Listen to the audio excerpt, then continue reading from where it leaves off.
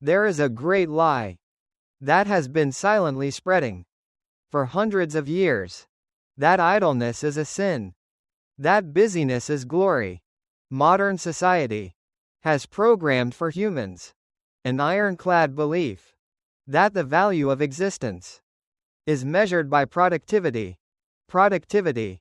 We race frantically to fill our bank accounts, but leave our souls hollow and desolate. The greatest enemy of wisdom and happiness turns out not to be laziness, but meaningless busyness. This is not speculation. This is a real crisis. The World Health Organization, WHO, has had to speak out to warn. Occupational stress, burnout, is spreading like a pandemic. According to data from Gallup, nearly half of the working population is living in a state of anxiety. The fear of missing out syndrome, FOMO, fear of missing out, is tying human feet tightly to the non-stop treadmill. The faster we run, the more we get lost.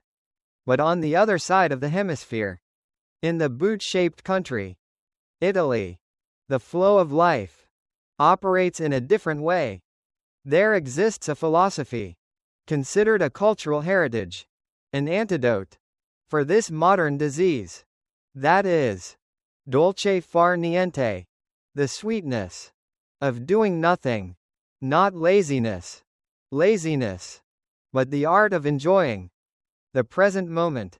A mindset that sounds crazy to industrialization, but is the peak of wisdom.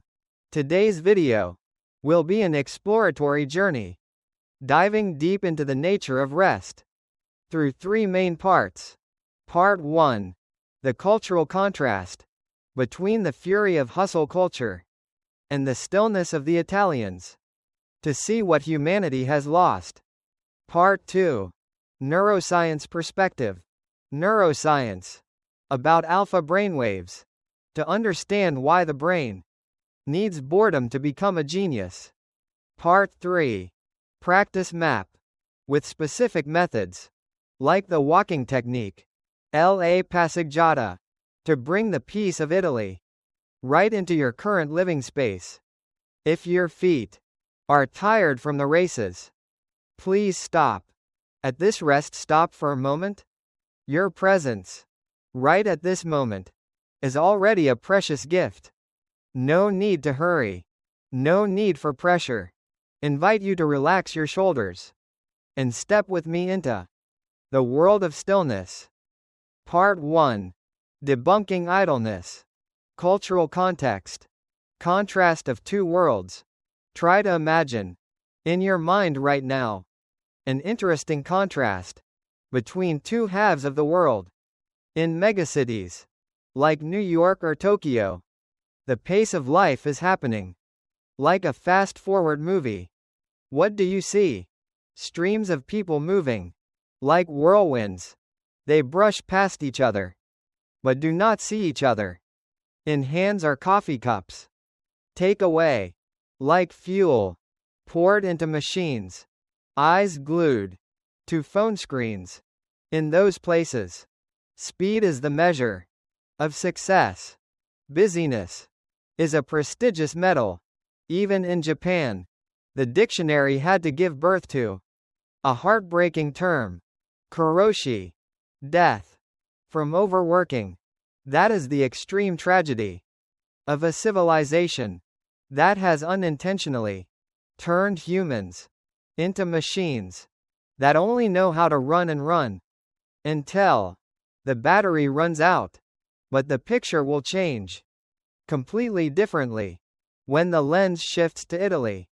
Come to a small square in the ancient city of Rome at 2 o'clock in the afternoon. Sunlight, yellow like honey, is pouring down on the tiled roofs. But the streets are as silent as a sheet of paper. All activities seem to be frozen. Shops are closed. Noise disappears. What is happening? That is the sacred lunch break.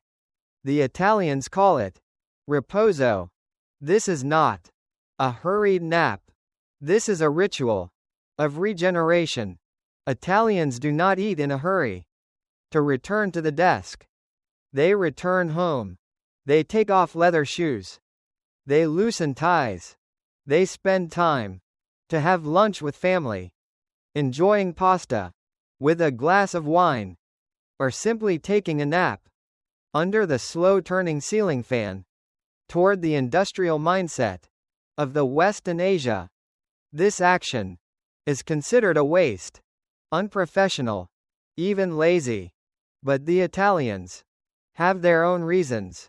They believe that life is too short to only know how to work. Their concept is working is to live, work to live, and not living to work, live to work. This mindset does not exist by chance. It is not spontaneous laziness. It originates from an intellectual heritage of their ancestors. The ancient Roman Empire, ancient Rome, the ancient Romans, the ones who built the Great Colosseum.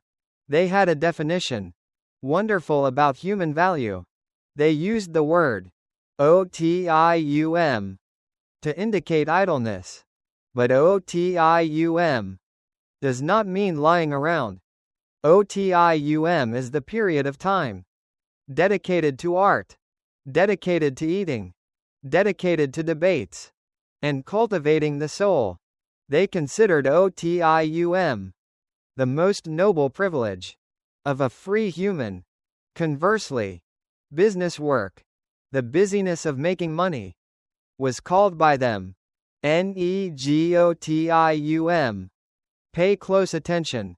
In Latin, negotium is a combination of two words, non and otium, meaning no idleness. This is an interesting linguistic discovery.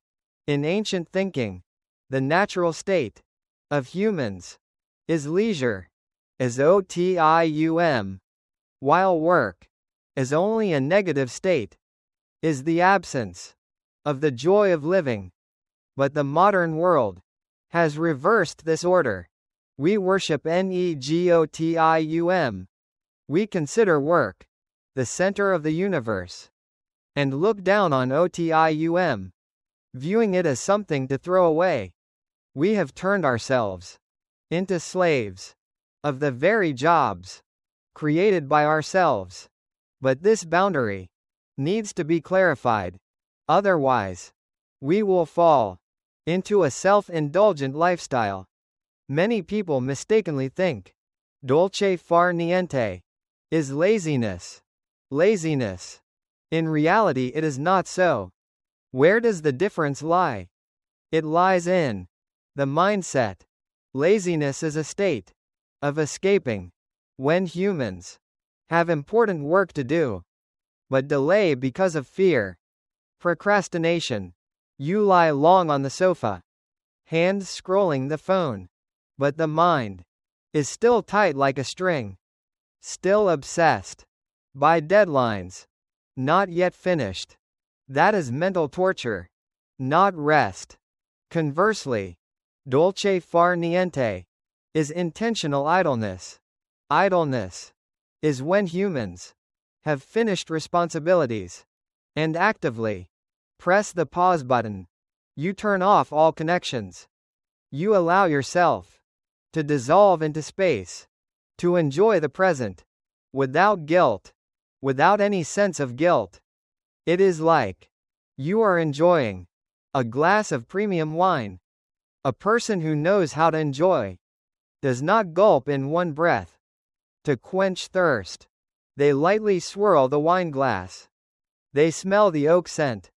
They sip bit by bit to feel the flavor of heaven, earth, and time. Life is the same. It is a glass of wine. Are you drinking it like a thirsty person, or like a person who knows how to enjoy? Try looking back at your own life right now. Have you ever requested a sick day off?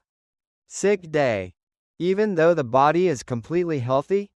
You requested to off, just because the mind was too exhausted, and longed for a quiet space? But then, during that day off, do you truly rest? Or do you still secretly check email?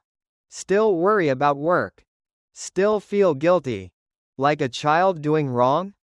How does that feeling feel? Is it tiring? Invite you to share your real story and your real feelings in the comment section below, so that we see we are not alone in this internal war. Philosophy.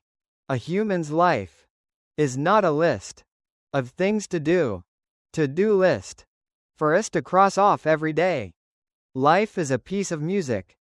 The meaning of the music does not lie in the final note.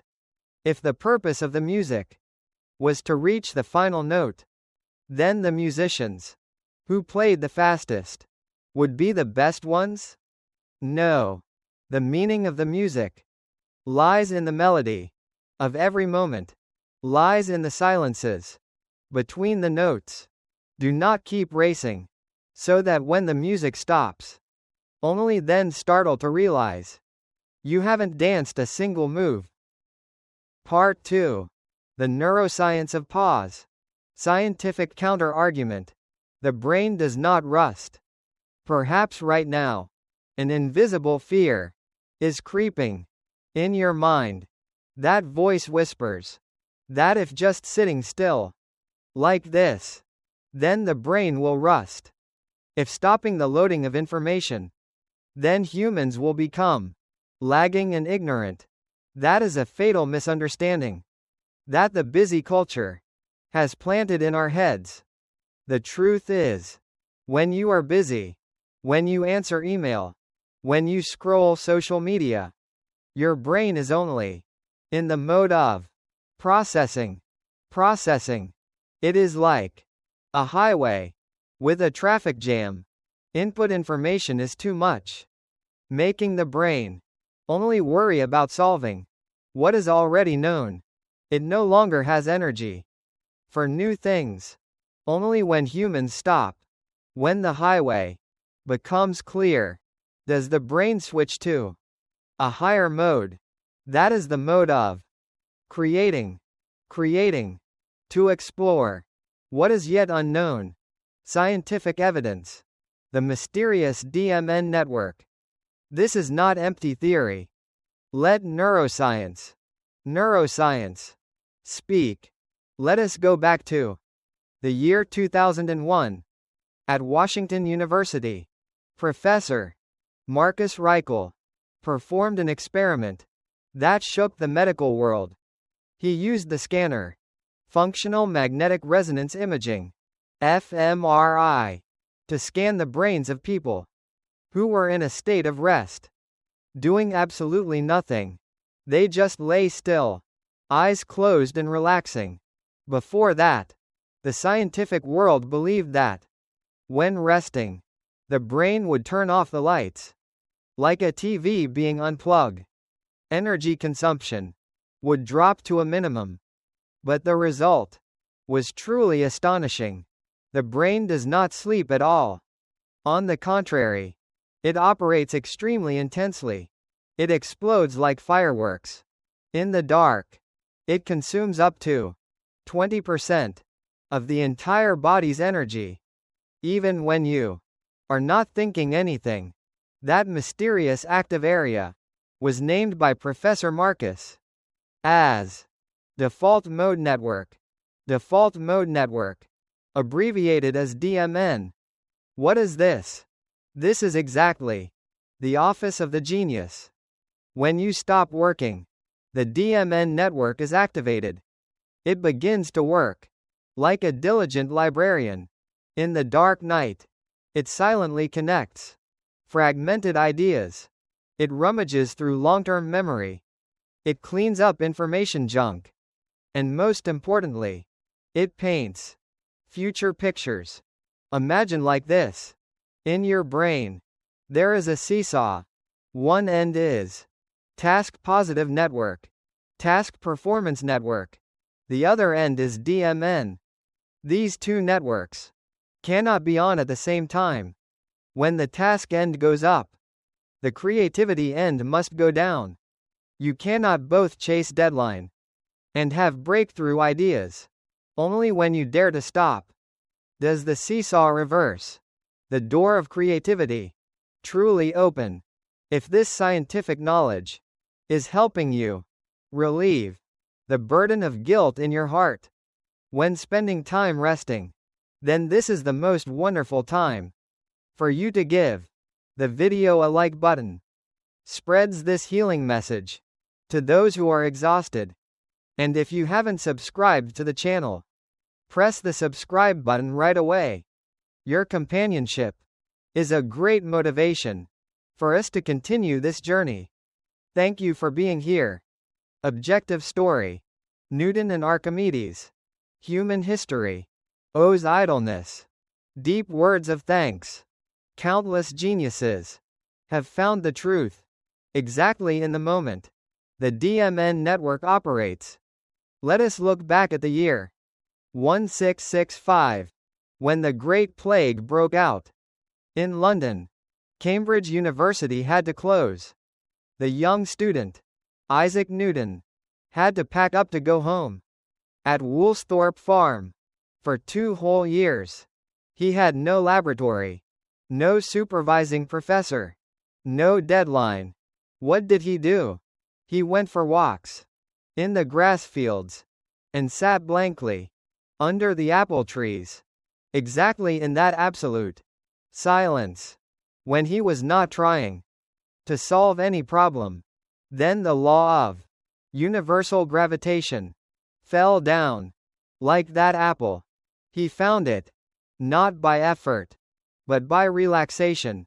He was just letting his DMN network freely connect. Or like the story of Archimedes, the great scholar of ancient Greece. He scratched his head and pulled his hair for many days to find a way to measure the volume of the king's crown. He was extremely stressed, but had no result. Only until he decided to step into the public bath, relaxing his body in the warm water. As soon as the water overflowed, he shouted, "Eureka! Found it!" The principle of buoyancy was born right in the bathroom, not on the desk. Those great moments never come in noise and haste. Truth only visits when the mind is still enough. Brainwave mechanism and the dopamine trap. From the perspective of brainwaves, this transition is even more distinct. When you are stressed, when you are worried, your brain emits waves. Beta. Fast and urgent. This is the wave of survival. It helps you react quickly, but also wears you down. When you practice Dolce far niente, when you relax deeply, the brain switches to waves. Alpha. The frequency of peace and peak creativity. However, why is this transition so difficult? Why do your hands keep itching, wanting to grab the phone? Because modern humans are being dependent on dopamine, the hormone of desire. Silicon Valley designed Facebook, TikTok, like slot machines, to pump dopamine continuously into your brain. When you stop suddenly, the amount of dopamine drops. The feeling of restlessness appears. Withdrawal symptoms. Like a withdrawal phase. You feel empty. You feel uncomfortable. But believe that if you can overcome the first 10 minutes of discomfort, the storm will fade. The door to the alpha world will open, bringing miraculous healing for your exhausted neural cells. How about you? Try recalling when you meet a deadlock in life or in work. What do you usually do? Do you try to force yourself to keep thinking? Or do you let go? To go for a walk, take a bath, or wash dishes? Which way usually brings An unexpected solution for you? Invite you to share your real experience in the comment section below so that we discuss together. Philosophy. The human mind is like a glass of muddy water. If you continuously stir it with anxiety, with junk information, the water will always be murky. Only when you leave it alone does the mud settle to the bottom and the water becomes clear. Stillness is not emptiness, but is the prerequisite condition for wisdom to be filled. Part 3. Practice strategies. Evidence-based strategies. The science of footsteps. From Rome to Stanford, Italians do not go for a walk just because of romance. Modern science has proven their intuition is completely right. Year 2014. Researchers at Stanford University published a report shocking the psychology world. They performed a comparison between two groups of people. The group sitting still indoors and the group walking outdoors. The results showed that the act of walking helps increase creativity up to 60%. Why is it so? When the legs move, the heart will pump blood more strongly to the brain, providing more oxygen for nerve cells. Simultaneously, the steady rhythm of footsteps helps put the brain into a mild hypnotic state, flow state. This is not empty theory. Look at reality. The greatest minds of Silicon Valley all thoroughly apply this. Legend Steve Jobs, famous for meetings, walking meetings. He usually led partners walking around Apple headquarters instead of sitting in a cold room. He believed that the craziest ideas never appear when the butt is glued to the chair. Or Mark Zuckerberg is also frequently caught strolling at Palo Alto when needing to make big decisions. They do not walk to play. They walk to activate the brain. History has also proven. Philosopher Nietzsche once said, "Only ideas that come while walking have value." Or composer Beethoven always carried pen and paper during long walks. In the Vienna woods. Tactic number 1. Walking without phone. So how to apply to life? To not turn it into an empty trend. Spend 15 minutes walking every day. Maybe around the park. Or just around the building. But must strictly obey the rule of Steve Jobs. No phone. No earphones. No smart watch. No tech. Why must it be so extreme? Because according to the attention restoration theory of Michigan University, the brain only truly recovers when it is disconnected completely from stimuli. If you walk and listen to podcast and listen to music, the brain still has to process information. Recovery efficiency equals 0. Let your eyes be bathed in the green of trees and leaves. Soft fascination. That is the only medicine for an exhausted brain. Tactic number 2. Handling attention residue. Attention residue. Have you ever wondered why you feel exhausted, even though just sitting in one place? Even though not doing heavy work? Professor Sophie Leroy at Minnesota University calls this the phenomenon attention residue. Attention residue. Imagine your mind is like a machine. When you switch continuously from this task to another task, from writing a report to checking ZALO messages, then turning back to answer email, you think you have finished switching. But no. A part of your mind is still stuck at the old task.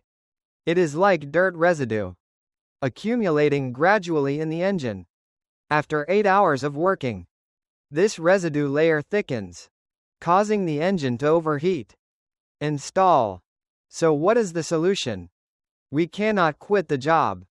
But we can learn the way of the Italians. That is micro breaks. Micro breaks. When you wait for the elevator. When you queue to buy coffee. When the computer is booting up. Instead of reacting by reflex. Pulling the phone out. To load more information. To surf Facebook. Stop. Actively. Do nothing.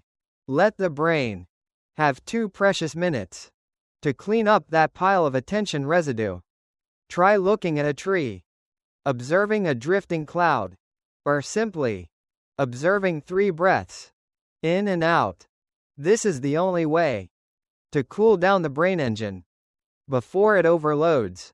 In the 2 scientific evidences above about the walking of Steve Jobs or the attention residue theory, which one are you more impressed with? Are you ready to try leaving the phone at home in the upcoming walk? Or will you try not scrolling the phone when waiting for the elevator? Commit to one action, even the smallest, in the comment section below. I believe you can do it. Because your brain deserves to rest. Philosophy. Life is not a sprint race.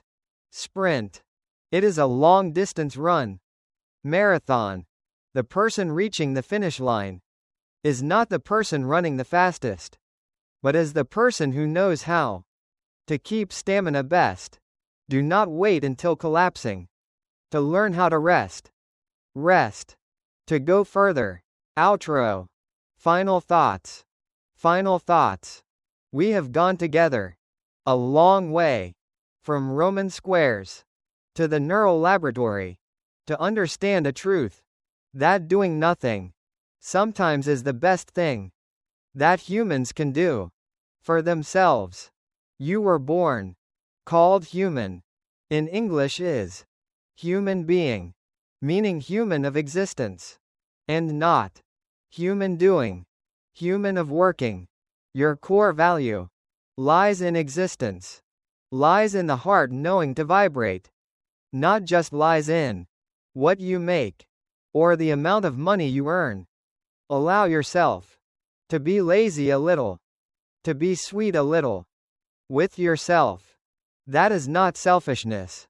That is the highest form of love. Self-love. Strong final CTA. If this video has brought you a little peace amidst the rushing life, please do not keep it for yourself. Share it. Share to a friend drowning in work, to a relative forgetting how to rest, to remind them about the beauty of life. And do not forget, press the subscribe button. Subscribe. Turn on the notification bell so we do not miss the next healing appointments from Daily Life Stories. Thank you for listening. With all the heart, wish you find the sweetness in every breath. Goodbye, and see you again in peace.